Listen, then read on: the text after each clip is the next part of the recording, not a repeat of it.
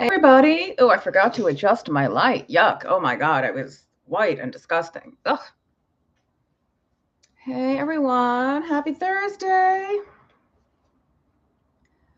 Please excuse the boxes. I'm in the process of moving.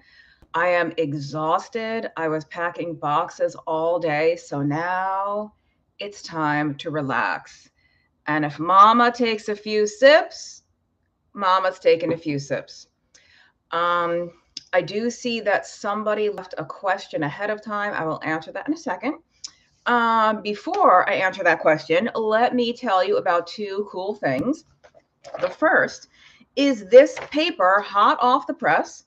The title of the paper is Ketone Bodies and Cardiovascular Disease, an alternate fuel source to the rescue. Ketone and cardiovascular disease, an alternate fuel source to the rescue. Cardiologists love to fearmonger about ketogenic diets. Oh, your cholesterol. Oh, your LDL. Oh, all that red meat. Oh, all that saturated fat. When in fact, ketones are actually a very, very good fuel for the cardiac muscle, i.e., your heart. Keto is excellent for cardiovascular health because probably the two single largest contributors to cardiovascular disease are type 2 diabetes and hypertension, both of which keto can get rid of. So anyway, never let anyone tell you that keto is bad for your heart, because it is actually the complete opposite. And my friend and co-author, Dr. Eric Westman, has had at least 3 documented cases of reversing heart failure in his patients. Reversing heart failure. That never happens. That doesn't happen in mainstream medicine. That doesn't happen on the Mediterranean diet. It doesn't happen on a low-fat diet. It happens on a ketogenic diet. The second thing that I wanted to tell you about is I will be speaking at Low Carb Denver. Let me put a link real quick in there. Sorry, one sec. I should have had this prepared ahead of time. Low Carb Denver is next weekend.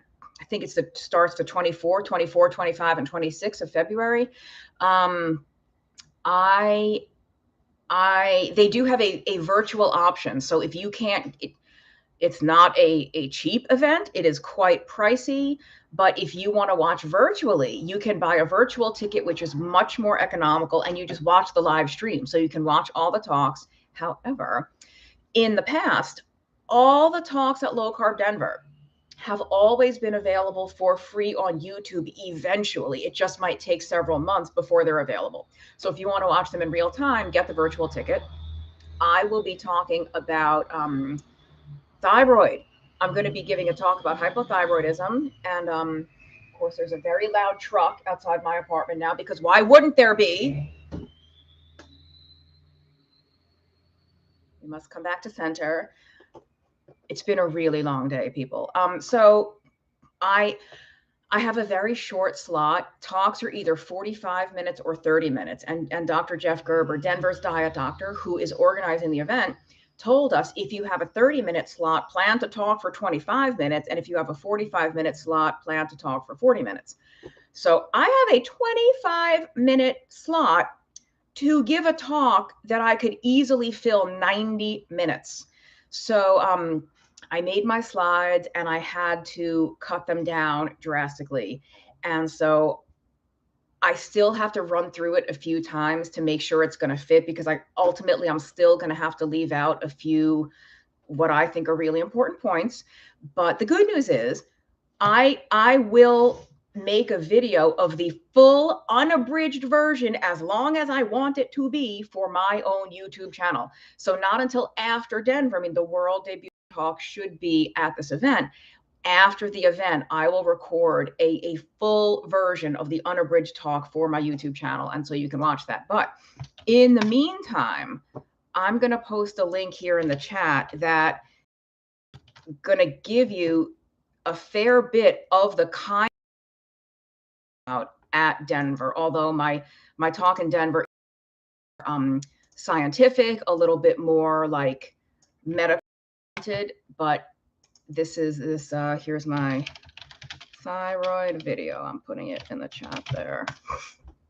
Okay.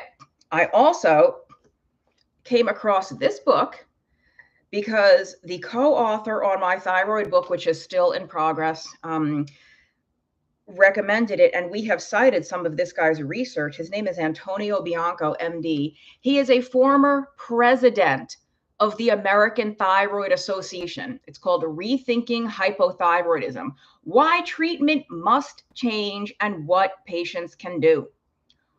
A former president of the American Thyroid Association saying treatment must change. This is a guy who understands that for a lot of people, testing only TSH is garbage and treating you with only T4 or levothyroxine is garbage. And I will give you one little, never mind, I won't quote it. That's the cool stuff that's going on. That's enough about me. Let's get to your questions. And let me have a little sip because I've got to calm down. I'm looking forward to the move. I think the change of location is going to be really good for me, but the physical process and the logistics, it's just exhausting.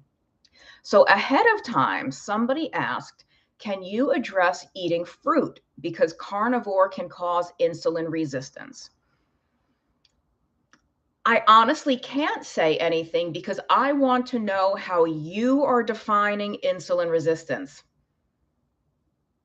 I want to know what exactly you mean by insulin resistance, and then I can comment. Because if you're talking about a certain hormone level, if you're talking about certain measurements in the blood on a blood test, I want to be able to respond properly. And I think I know what you're talking about, but I would rather you explain to me, because in the process of asking yourself, well, what do I mean by insulin resistance? You might answer your own question, because you've probably heard, oh, carnivore causes insulin resistance, but you don't know if it does, and you don't know why.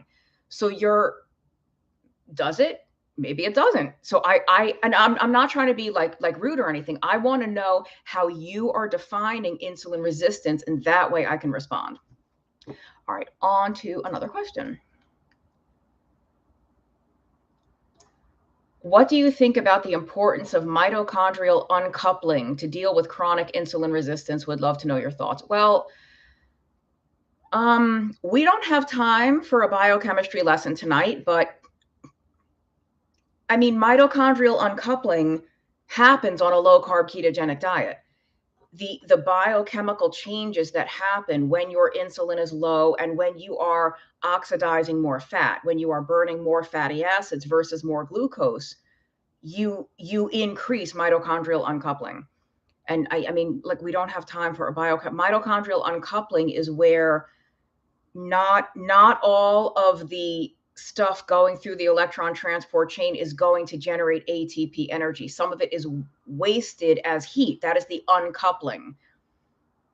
The burning of fat, the burning of fuel is uncoupled from the creation of ATP energy. Who remembers ATP energy from high school biology? So is uncoupling important? Yeah, but you will sort of automatically upregulate mitochondrial uncoupling just by doing a low carb diet. I don't know that there's anything specific beyond that you need to do or could do to make this happen any more quickly. You know, the way to reverse chronic insulin resistance is to do a very low carb diet, and get that insulin down. I do think there are certain supplements and like compounds, certain molecules that I think can increase mitochondrial uncoupling. Some of the compounds that are marketed as thermogenic or fat burning, there is a little kernel of truth to it, but I don't know that the doses of these things available in an over-the-counter type supplement is going to get you the effect that you would like. Is that actually going to give you the effect?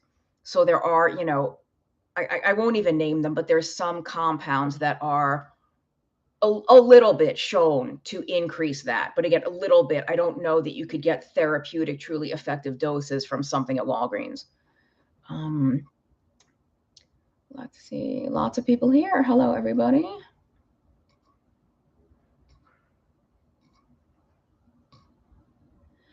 Alexis says she's struggling with meal planning. Ooh, do I have a video for you? I'm going to post something in the comments there for you, Alexis. I have a video on food prep to make keto easier. And I specifically called it food prep and not meal prep. And you will see why in the video. I think preparing lots and lots of food. Here's the food prep video. Preparing lots and lots of food ahead of time is key to being able to stick to a low carb keto diet for the long term. You need something to be available at all times that you can just reach into the fridge and grab. All the advice is in that video. You want to cook large amounts ahead of time and not necessarily meals. You want to cook food. So for example, if you've got the grill on anyway, don't just grill one steak, grill 8 steaks. Have one for dinner, have one for lunch the next day, cut one up the third day in a salad, or just cut it up into strips and dip it in blue cheese dressing as a snack. Horseradish sauce. Oh my God. Cold steak with horseradish sauce. Hello. Who wouldn't want that on a keto diet? Or like chicken. You're going to grill chicken breasts anyway. Grill 10 chicken breasts. Don't grill 1 or 2 at a time. You could do it with vegetables too. I take a whole sheet pan and I roast vegetables, drizzle with olive oil, salt, pepper, garlic, whatever seasoning you like. Roast it till it's like crispy and brown and delicious. Cook a mountain of that stuff. You really only have to cook once or twice a week if you cook enough stuff. So that video I think will help you a lot. And I'm going to leave you another video. I actually have a video on doing keto with no cooking. So those of you that don't like to cook, don't like to meal plan or prep or do any of this, you can absolutely do great on keto if you don't cook ever. You just have to know what to order in restaurants or what to buy at stores that's pre-made that you don't have to cook. So here is keto with no cooking. Okay. Mama needs to have a sip again. Yes, you can have alcohol on keto diets. In fact, I'm like the queen of links right now. I'm going to post a link to an article that I just wrote about drinking alcohol on keto. There's no byline. It doesn't say by Amy Berger, but I wrote this. Alcohol on keto. Okay, back to the questions.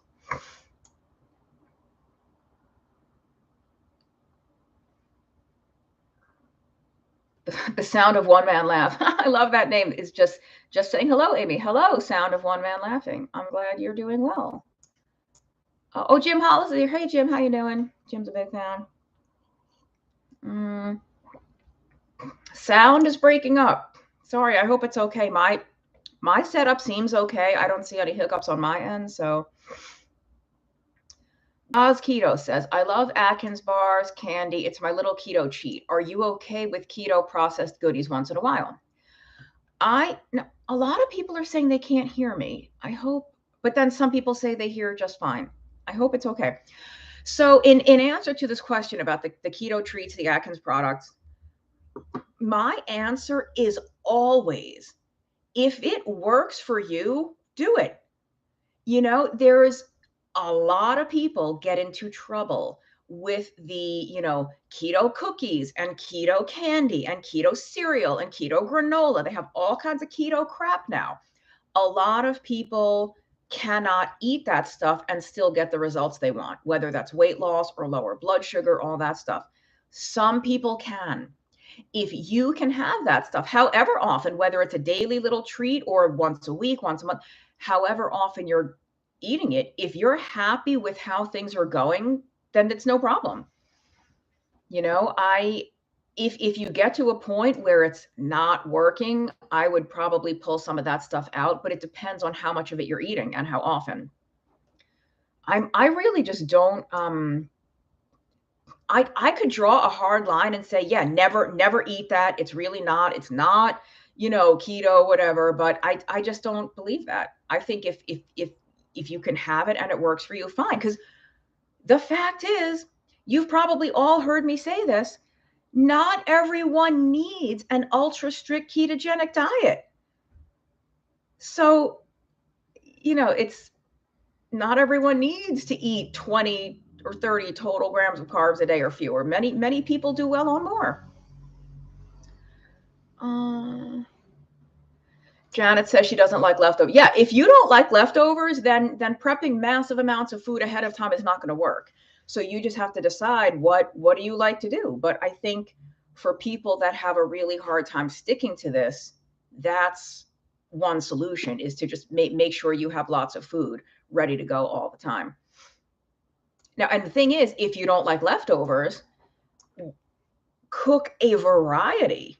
So it's not like you're eating the same exact thing 3 days in a row. You could cook 4 or 5 different protein options, 4 or 5 different vegetables all on the same day, and you can kind of mix and match. But or you could cook fresh every day. You don't have to eat leftovers. I'm talking way too fast. I need to slow down.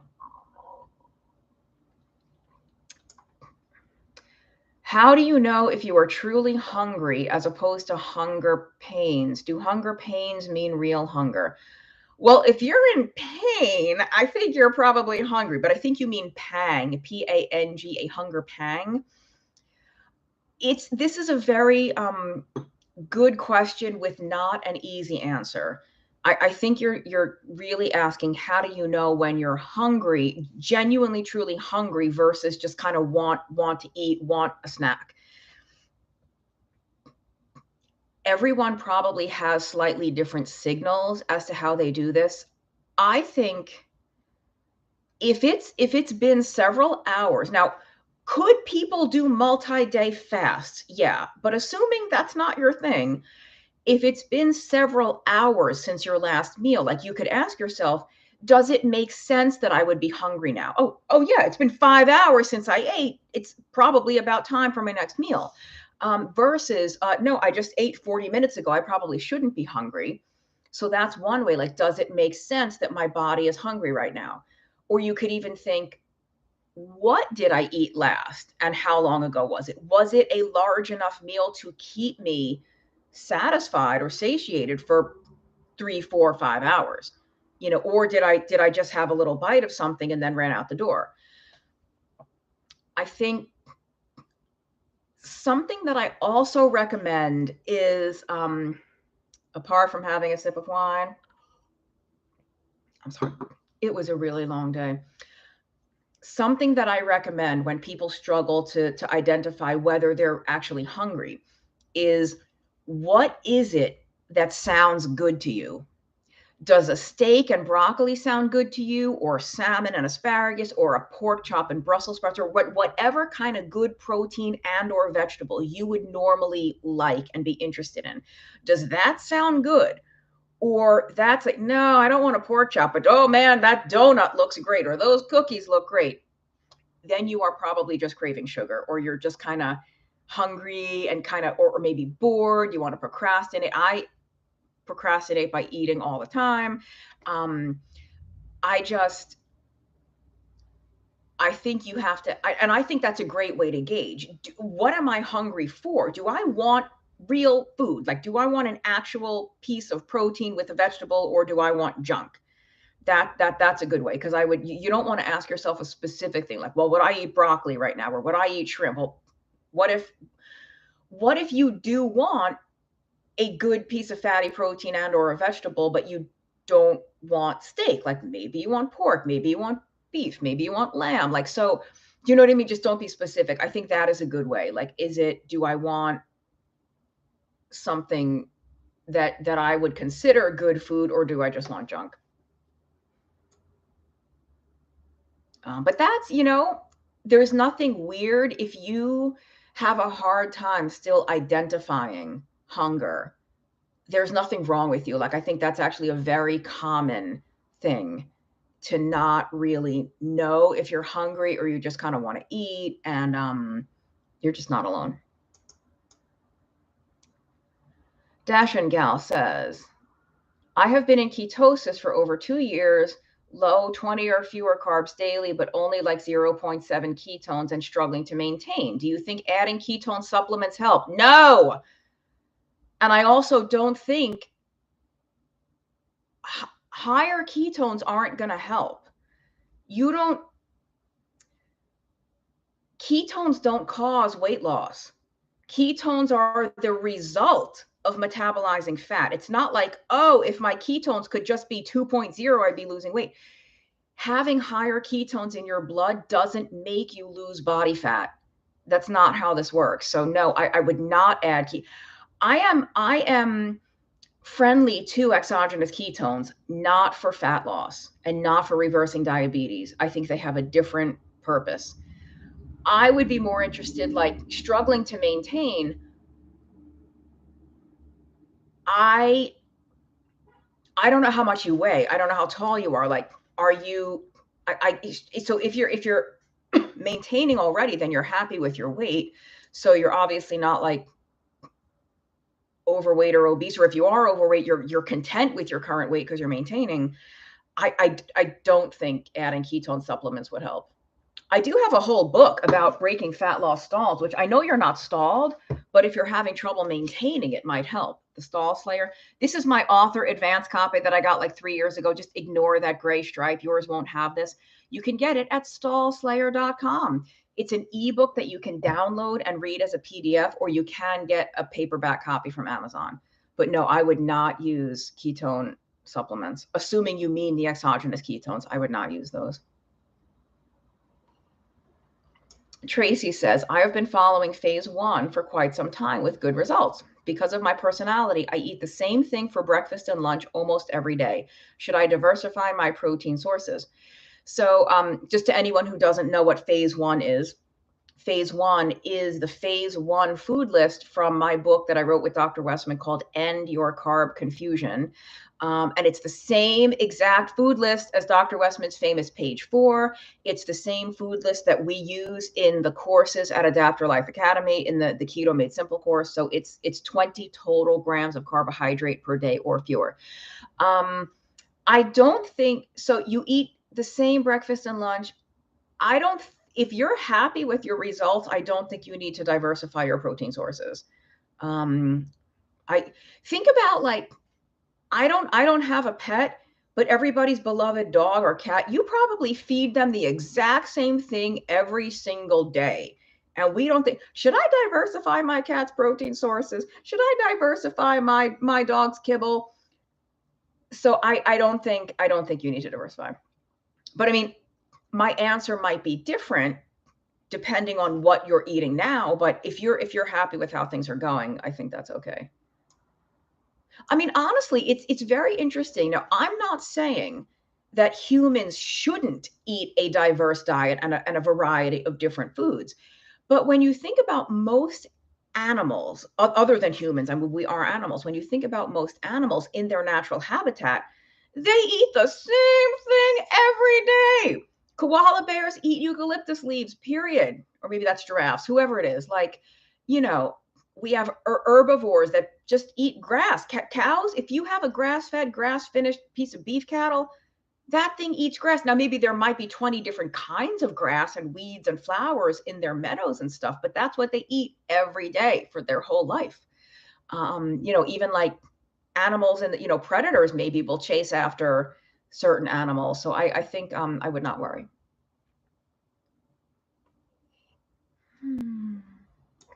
Let's see. I'm so behind on the comments. Thank you, Sound of One Man Laughing. He said like the truck was not even, yeah. It's funny how it's so loud. My door is right there. It's so loud right where I'm sitting, and the camera probably doesn't pick it up. But I mean, they're gone now, but let's see. Oh, thank you, John, for that nice comment. John says, I'm not an ideologue and definitely not dogmatic. I mean, here's the thing. I'm not going to be dogmatic because is it not obvious that not everybody needs a strict keto diet? Take a look around. Every one of us probably has plenty of people in our lives who are healthy, fit, lean, happy, well-adjusted, who don't eat a ketogenic diet. And we certainly, I think keto is incredibly therapeutic. I have said life-saving and life-changing. And I don't think that's an exaggeration. But even so, not everybody needs an ultra strict keto diet. So, I don't think anyone needs to be eating 200 or 300 grams of carbs a day, but, I'm never going to say that cantaloupe causes diabetes or that, eating too much, I don't know what's another high carb item, because bread is kind of problematic. But look at all the Mediterranean, they're so healthy and they're so long lived. Well, they all eat bread and beans. So, clearly these things by themselves are not, actually like killing us. El Guapo is glad to be watching me. Thank you, Mike. Oh, Jim says, what is a healthy dip for pork rinds? Whatever you like. I mean, guacamole and pork rinds go great. I know a lot of people who bring, Jim, I think you said this on a call last night. A lot of people who go to Mexican restaurants bring pork rinds with them to dip in the salsa and guacamole so that they don't get into the chips, the tortilla chips. That's great. Look at the labels at the store. There's a lot of good French onion dips, like sour cream based, French onion or garden vegetable, that type of thing. You could make your own just so you know exactly what's in it. Sour cream, mayo, and whatever seasoning. I think you could make anything. Even like if you want to get really fancy, one of those like buffalo chicken dips, like a hot kind of dip, a buffalo chicken dip, or like a spinach artichoke dip, anything that you would use to dip something like a tortilla chip or a pita chip, you can use for pork rinds.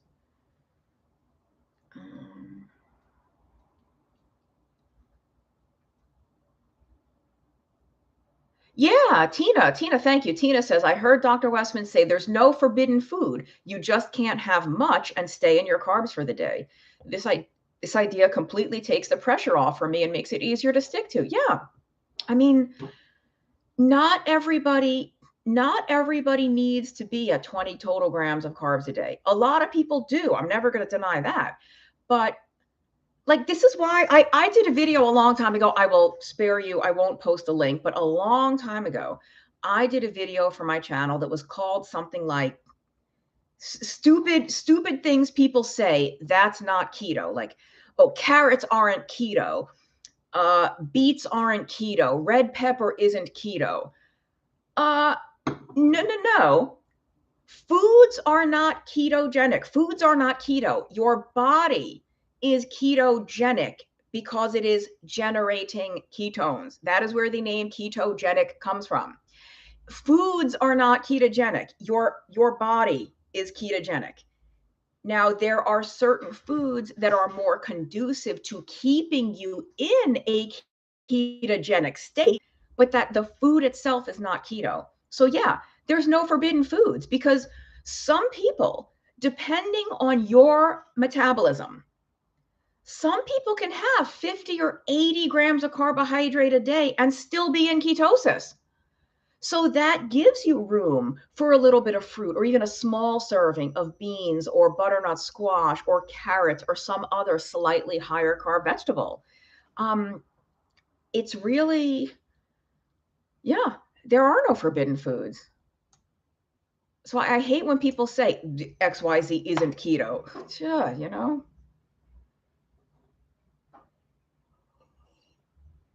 ABBA for Life says, I love these handles you people have.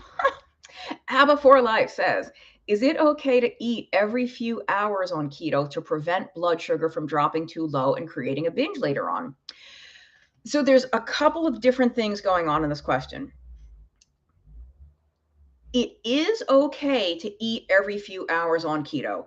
Not everybody needs to fast 87 million hours a day or week. Like this fasting thing sometimes goes a little too far.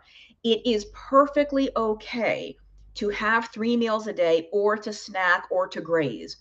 Like, for example, any of you watching who happen to have had bariatric surgery, you have to graze because you can't eat a large meal. You literally cannot eat a large amount of food at one time. You have to eat little bits throughout the day. So, and that's fine. Just keep those bits low carb. The other part of this question is eat every few hours to prevent blood sugar from dropping too low. If you're eating the foods that work best for you, your blood sugar shouldn't be dropping so low. So, but if it is, if you're new and you're still kind of adjusting, then yeah, it is okay. And especially, this is going to sound so wishy-washy, but this is what I truly believe. If it's working for you, then do it. You don't need my permission. You don't need Ken Berry's permission. You don't need Eric Westman's permission. You don't need whoever, Cynthia Thurlow's permission, Ted Naiman's permission. Like, if something works for you, it's okay to do.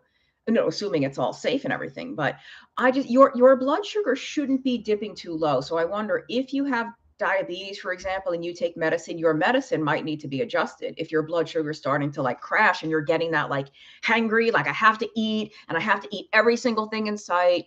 Now, the binging is a separate but related issue. If you are getting overtly hypoglycemic and you feel like you're in a crisis and you have to reach for every single bit of food in sight and shove it in, then something's up. We would need to like figure out something better for you to eat that doesn't cause that to happen. But bottom line, big picture, if you think that going too long without food makes it more likely that you're going to binge later on, then yeah, it is okay to eat more frequently, to have regular meals or to snack.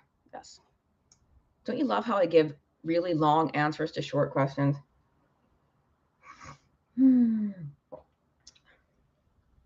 Laura says, doing keto for 2+ years, participated in our courses. Thank you. It's been slow to lose 100 pounds so far. So much healthier physically and mentally. Well, that's great. Using a CGM recently has been enlightening. Yeah.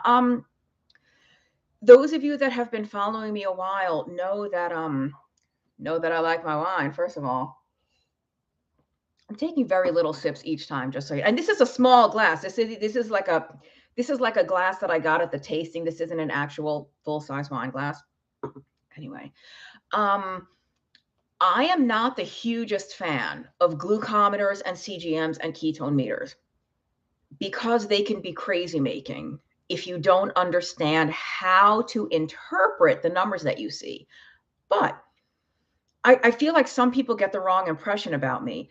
I am not opposed to testing. I do think testing can be very helpful. And I've actually recommended testing to some people in their specific situation. And I actually was gifted a CGM that I can't like get into anything right now, but after I moved and settled in my new place, I'm going to slap that sucker on and we'll do some stuff. And it's not the first time I've used one. I used one a year ago or 2 years ago, and it was interesting.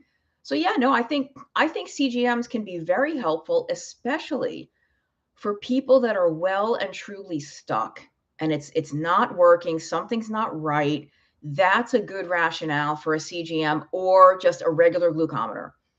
Yeah, no, I'm glad it was helping you. What else is here? Mike says, I'd love if your books were on Audible. Well, so there is an audio version of End Your Carb Confusion. There's an audio version of that you can get from Amazon. My other 2 books, there's not, but I could look into that. This was self-published, The Stall Slayer, so I could probably record this myself. The Alzheimer's book, actually, my publisher said we could do an audio version, but I think they said I would have to record it, which is fine. But there's like charts and tables in there that we would have to either translate somehow to spoken word, or I guess I've literally never used an audio book, or I mean, I've used books on CD. That's how old I am. I'm a fossil. Like I listen to books on CD sometimes, but an audio book that you download, I think we can make PDFs that you would get. I don't know. It's just a pain, but there is an audio version of End Your Carb Confusion. And I will say though, I have not listened to it because our publisher, Victory Belt, hooked us up with like 5 or 6 different voice, like narrators, because I guess they didn't want us to do it, whatever. And they gave us samples. Each one of these people provided us a voice sample. We did not like any of them. We hated all of them. So we chose the one that we disliked the least. So I haven't listened to it because I didn't like any of the voices. Sorry. Dash and Gal, do I think exogenous ketones help depression? I don't know. you would have to experiment with that. But that would be a better reason to experiment with exogenous ketones versus weight loss or maintaining a weight loss. They could. I could see a rationale for why exogenous ketones could help, but I would rather try to dig deeper and find the root cause of your depression. My depression, for example, is like 89% low thyroid. It's not 100%, but almost. And when my thyroid is like a moving target, I have to adjust my medication up and down every now and then. But when the dose is where it needs to be, I'm like a different person, really. And my diet doesn't change, my exercise doesn't change. It's just that thyroid medicine.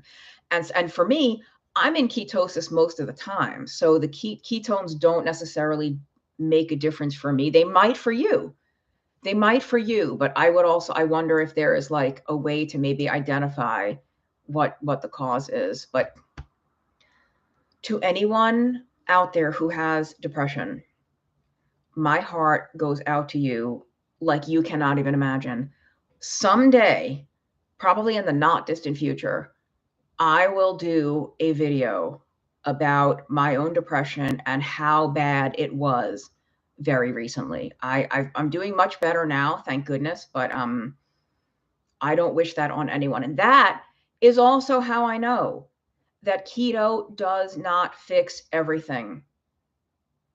It doesn't fix everything. For some people, going keto makes their depression completely disappear. God bless. I wish I could tell that story. I can't. It doesn't. But I think that's why I'm so much more friendly and accepting to like people doing keto, and we still have stuff.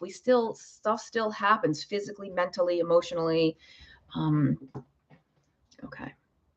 I almost forgot to mention, I do have a Patreon. I'm going to put a link there, but I'm going to change what I offer on Patreon. So what I offer right now may be changing in March or April, but if whatever I offer, if you join my Patreon, you're going to get exclusive content that's not available to the public. You're going to get more, live time with me, more sort of like preferential access to me. If you send me questions, I'm going to answer your questions sooner than people that are not members of my stuff and all that. So there's my Patreon. Okay. Gaz says, what is my take on lots of YouTubers saying higher protein, low carb is not keto? It's not for some people. It's not. For some people, eating more and more protein is going to lower the ketone level. The question is, does that matter?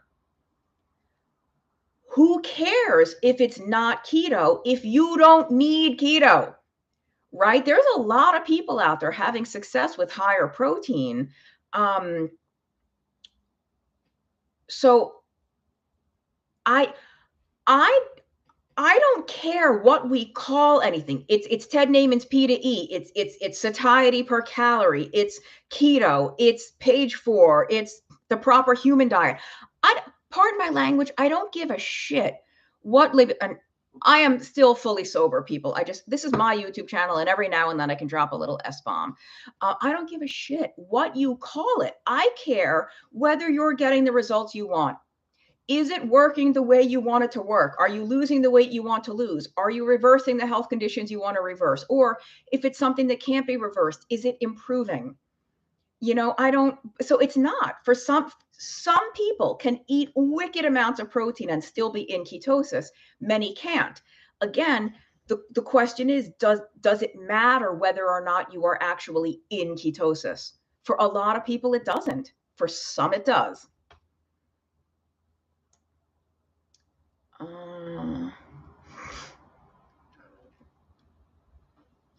Oh, Keto Joe. Oh, I know you from Twitter. Hello, Joe. I love this comment. Food prep is what I call fast food. I do it and it's a lifesaver. Yeah. Well, actually, I don't know if you mean that you're prepping your own food and you call it fast food because it was ready, 2 days ago when you cooked it, or your food prep is like going through the drive-thru and just getting burger patties or chicken patties. Either way, that's totally fine. Yeah.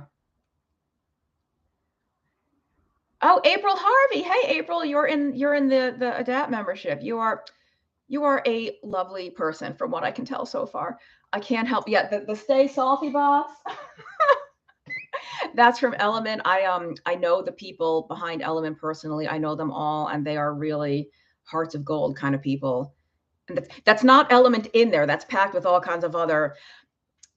I'm in the stage now of packing and moving where I'm a little bit freaking out because I've reached the point where every single thing in this apartment needs to not be in this apartment in about 2 weeks. So it's like, give me a box and I'm just going to fill it with stuff until it's full and I will sort it out in the new place.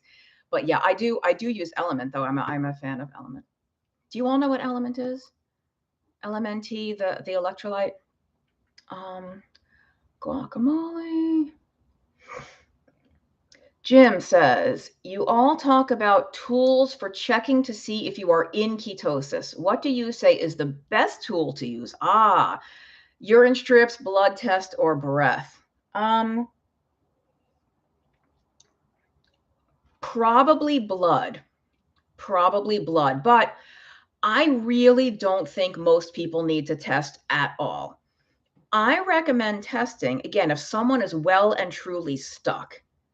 Then, because I know I just said not everyone needs to be in ketosis, which is true. But if you're not getting the results you want, maybe you do need to be in a ketogenic state or a deeper ketogenic state than you typically are. And for most people, blood will be the best. You will hear a lot about urine strips not working, or like if you've been keto for a long time, they don't work. I still register urine ketones. I will change that strip to pink or purple. So,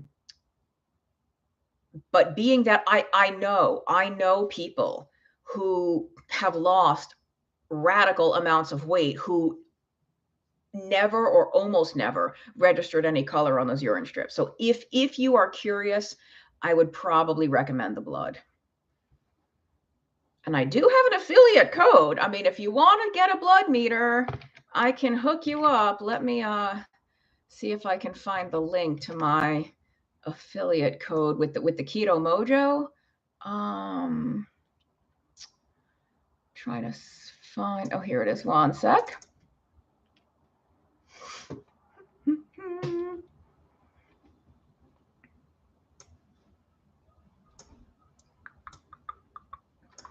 Give me one sec. I should be able to post that soon. Keto MOJO. Yeah, here is the Keto MOJO, and they have, I don't know if they still sell the standalone ketone meter now, or I know they have a dual glucose and ketone meter, which is pretty cool. And for anyone that is curious about Element, I will also post the link to my Element affiliate. And I am very clear, those are affiliate links. I think it's illegal to like not say as affiliate. Element electrolytes. Okay. Yeah, Mike, thank you for corroborating what I said. Mike said he had the Roux-en-Y bypass surgery. He has to eat small amounts many times throughout the day. Yeah. This whole thing, fasting is fine. There's nothing wrong with fasting, but you also don't have to fast. There's nothing wrong with eating throughout the day if you need to.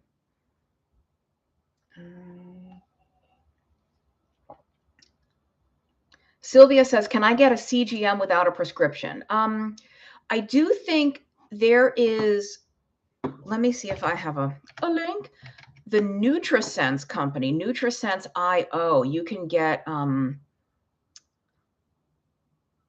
I don't have it here, but I'll put the website. It's just not my affiliate link. I think supposedly you can get a CGM with them and you don't need a prescription. Now it's not cheap.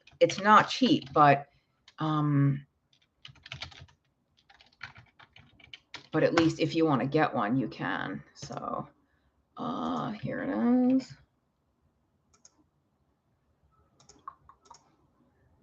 Here's the NutriSense CGM.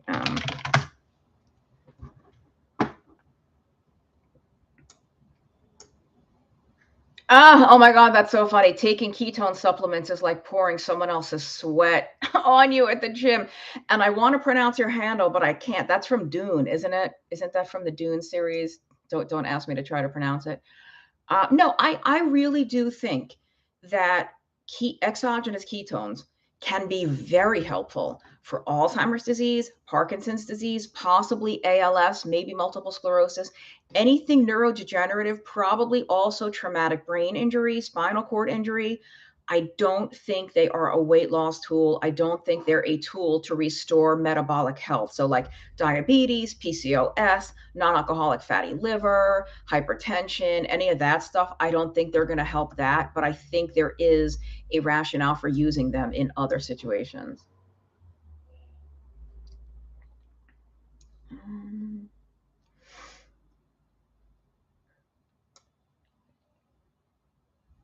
Oh, Majestic Gemini, you're doing great. Wow. 18 months, lost 85 pounds. You're doing something right. That's fabulous. Oh, look, the dog, the Dune person. Again, I can't say the name. Have you all read the book Dune, the original one?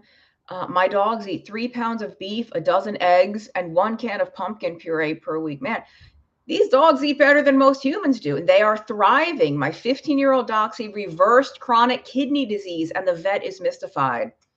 Yeah, we've had some interesting reversals in humans of a lot of, progressive and chronic and irreversible conditions.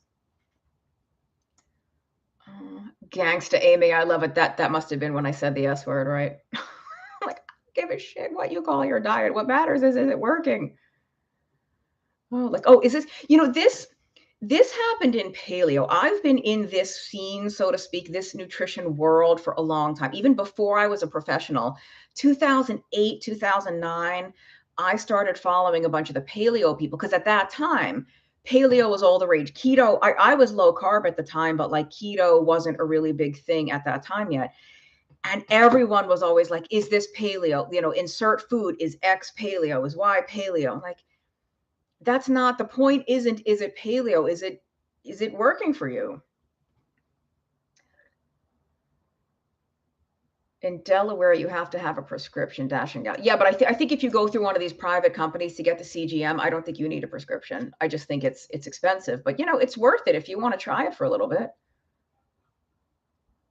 Um,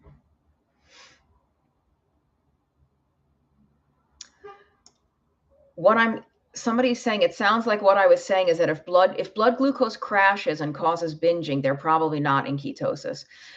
No, I mean, it's hard to say. It's hard to say because there's a lot that goes into regulating blood sugar besides our food. There's our sleep, there's stress, there's exercise. There's a lot of different things that affect blood sugar regulation.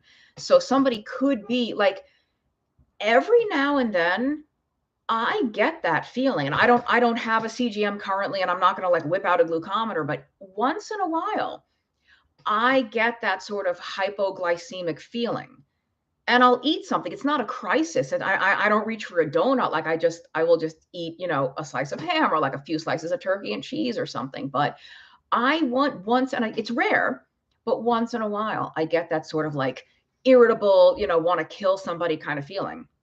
So, and I am in ketosis most of the time. So I don't know. Paula, am I leaving North Carolina? I am leaving North Carolina.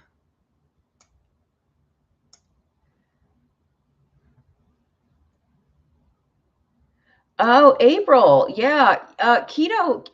Not keto. A lower carbohydrate diet is excellent for cats and dogs because cats, first of all, are obligate carnivores.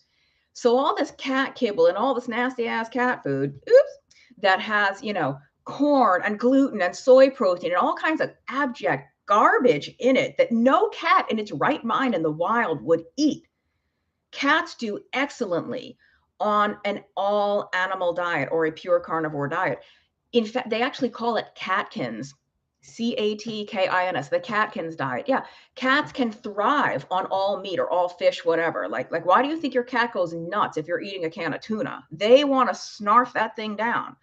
And dogs too. Dogs, I am not an animal expert by any stretch. I just know the field. Like there's a lot of veterinarians and a lot of sort of like natural pet owners who do either raw or cooked real food for their dogs. They will give their dogs chicken legs. They will give their dogs, beef, organs, bones to chew on. I mean, dogs love, and these dogs have the shiniest coats.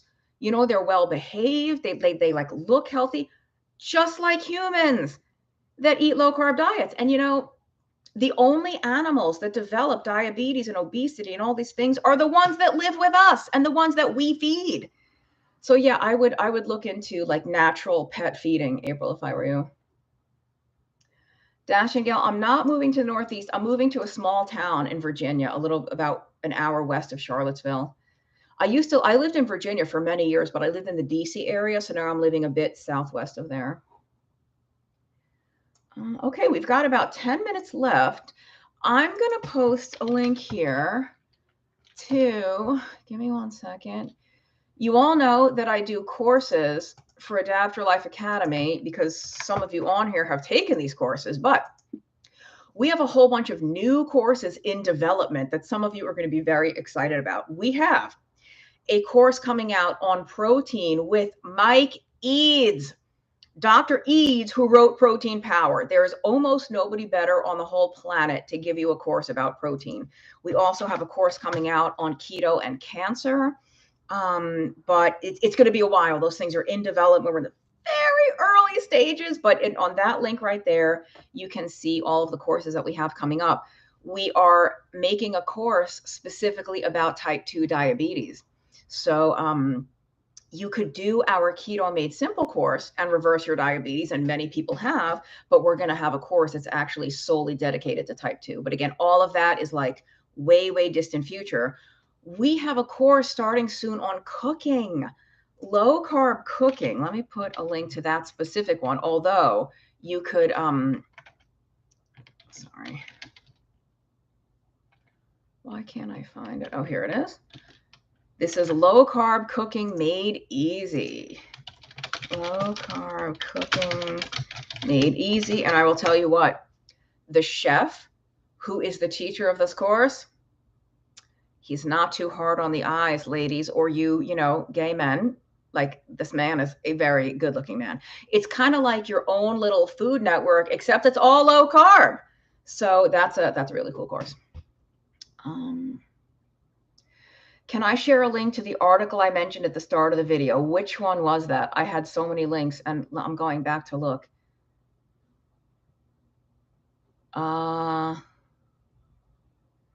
The article, which one was that? Was that the one on, that wasn't the one on alcohol and keto, was it?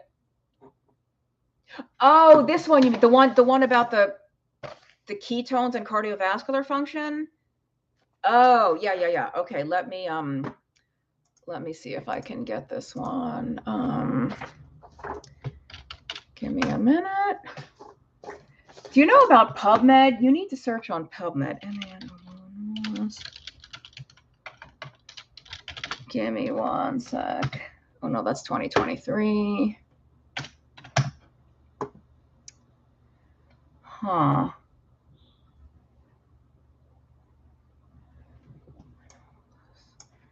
It should be coming up here and it's not. All right, give me one second. I know I posted it on Twitter the other day. I'm going to go to my own Twitter feed and get it for you.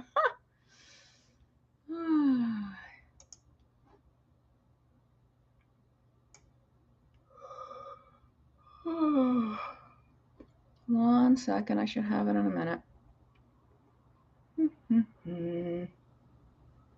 Here it is. Okay, here it is. This is the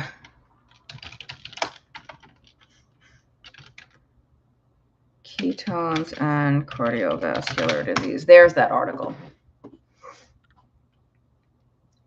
So who I see a lot of posts about protein intake, calories. What are we talking about? Did I miss something?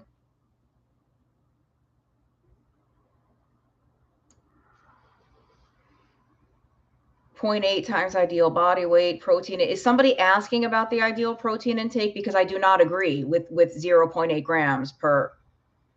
I absolutely do not agree with that. Did somebody ask about protein intake here and I missed it?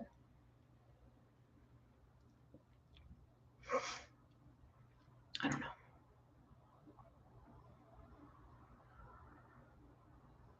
Well, you guys, I'm so bummed about Denver. I'm so grateful that they're letting me talk about thyroid at all, but the fact that it's literally like a 25-minute talk, I would rather give an hour-long talk. It's easy to talk for an hour, as I just showed you in real time. No, truly, like when there is a topic that I'm passionate about, and I'm probably more passionate about thyroid than I am about keto and low carb, and to have to, there's so much that I think is, I mean, I can leave plenty out, and there's still so much that I think is so critical, and to cram it into 25 minutes is literally impossible. So I have to pick and choose, and I have to leave some really important things just on the editing room floor. But I'm glad they're going to let me talk about this at all, because what I'm saying is going to be controversial and unconventional. But I'm actually going to start my talk by saying, if there was ever the perfect audience to talk about something that's unconventional and controversial, and somebody's saying that the standards of care and the treatment guidelines need to change, well, the perfect audience is a whole bunch of low carb doctors and enthusiasts. We all, in most medical circles, keto is still really controversial and unconventional. So, if those doctors have had their eyes opened to the fact that, saturated fat isn't bad for you and red meat isn't bad for you, and maybe all those whole grains aren't so great, aren't so heart healthy, maybe they could also open their minds to the problems with the current testing and treatment of thyroid problems.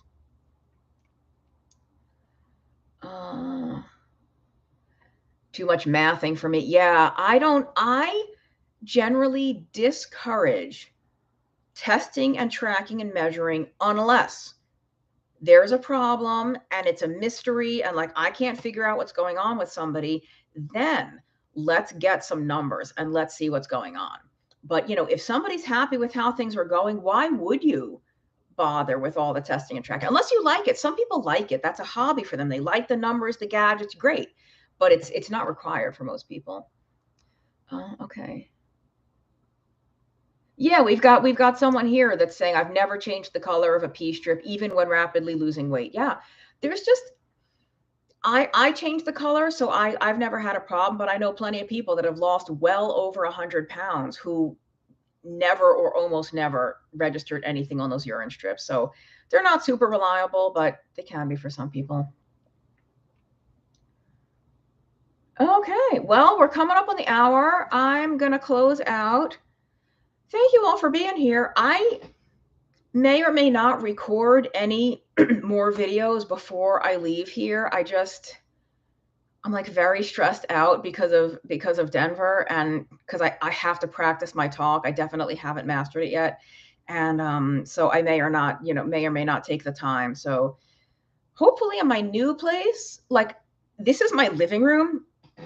I have a 1-bedroom apartment. I'm moving into a 2-bedroom apartment. And so I'm going to have an office. My second bedroom will be my office / guest room. And I'm going to try to, jazz up the scenery behind me, or have a bookshelf or like a diploma or something like everybody else does.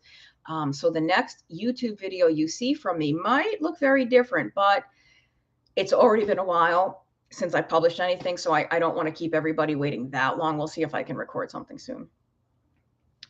Okay. Oh, thank you everyone for the well wishes. I really appreciate it. And, if you ever have questions, you can contact me. I'm going to put the contact form. No, wait, that's the wrong one. Sorry. if you have questions, you are welcome to email me, but I will tell you, my patrons get dibs. So consider joining my Patreon. It is a monthly subscription. There's the Patreon, but you can cancel at any time. There's no long-term commitment. So but you know, I'm here. I love answering questions. I love helping people, but I can't always do it for free. So that's why we have courses. That's why I have my Patreon membership, and that's it. You can always buy my books to support me too. But I think that's it for now. Thank you for being here. No, there's no silly question. Thanks for answering my silly the silly comment. No, it's the exogenous ketones are, wait a minute. I think I have a paper. You guys would crack up if you could see my setup here. Like my webcam is literally perched on top of a shoebox right now, and I can't wreck it right now, but here's a good paper for you. Exogenous ketone supplementation, an emerging tool for physiologists with potential as a metabolic therapy. And they are not really talking so much about the ketogenic diet. They're talking about the exogenous ketones. And they have a quote here that I think is really, really good. In fact, I was going to do a video about this. I just haven't done it yet. Research on the physiological effects of exogenous ketone ingestion, especially repeated consumption over prolonged periods of time, is still in its infancy. And claims such as the above, they were talking about some radical claims. Claims are often unsubstantiated, extrapolated, or even in conflict with existing research and the underlying physiology. Although exogenous ketones can serve as a valuable research tool and hold promise in certain settings, it is important to retain nuance and transparency in scientific discourse and general discussions, e.g., advertising and podcasts. Yeah, no, I've even recommended exogenous ketones to a couple of people in very specific situations. So I think they can be really helpful, but they're not a weight loss tool, and they're not a diabetes reversal tool. Am I going to move from, sorry, I'm on my setup. Am I moving from Patreon in the near future? I don't know, because I don't know what else is out there. Like I think Ken Berry moved off of Patreon. I would have to look at what else is out there. And I am the biggest dinosaur when it comes to technology. The fact that I can even go live on YouTube, that I even figured out that much, is a miracle. Like, I'm telling you, I'm a fossil. I am a fossil. So Patreon works for me for now, but if there's something better, I'm open to moving if that's better for other people too. We're going to stop talking. Thanks again for being here. And I think I'm going to try to do one of these YouTube lives at least once a month. So I will see you sometime in March. All right. Good night, everybody. Now I have to find the end button because my thing is blocked. I told you I was a fossil. I have to make my window smaller so I can even see the end button. All right. Good night, everybody.